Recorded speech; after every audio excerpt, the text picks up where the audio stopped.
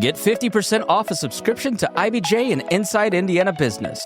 This Cyber Week only, get unlimited digital access and the award-winning IBJ newspaper at half off.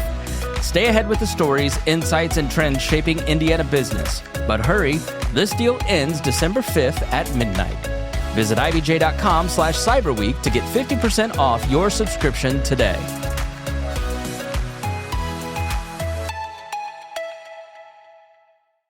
This is Inside Indiana Business Radio on demand for Tuesday, December 2nd, 2025. I'm Gary Dick. As communities statewide continue to battle what some describe as a housing crisis, officials in Spencer County will break ground today on a $5.5 million apartment project designed to help address a regional housing shortage. When complete, the Frosty Falls Apartments complex will add 44 market-rate rental units in the town of Santa Claus.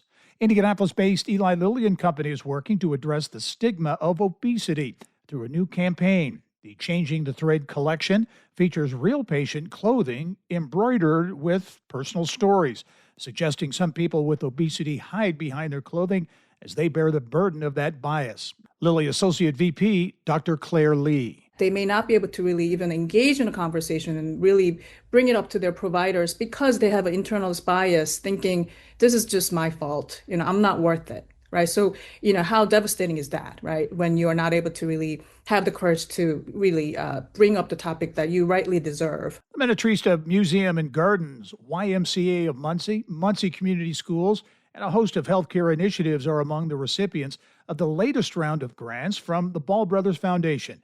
In total, the foundation said in a news release it has awarded more than $5 million in its second round of grants for 2025. From the state's #1 source for Indiana business news, you're listening to Inside Indiana Business Radio. Central Indiana is on the move, and the next big conversation is happening in Indianapolis. Join business and community leaders at Innovate Central Indiana, a powerful morning of ideas, innovation, and insight. Join us at the Westin in downtown Indy, December 11th. All part of our Innovate Indiana series presented by Indiana University and Old National Bank. RSVP now at ibj.com/innovate.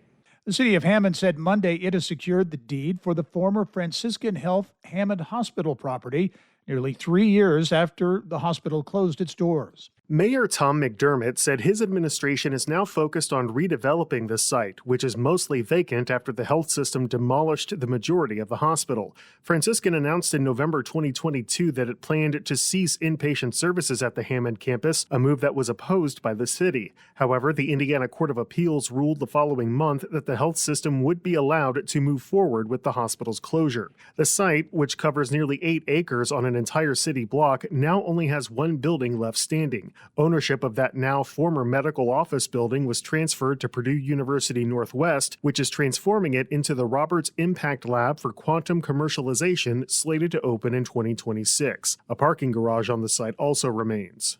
Ann Taylor, executive director of the Hammond Department of Redevelopment, said the city obtained the site through an agreement with Franciscan, whereby the health system paid for and completed the demolition in just over a year. The city said the land is well suited for residential, commercial, mixed use, or institutional development. A request for proposals is expected to be issued for potential developers in early 2026.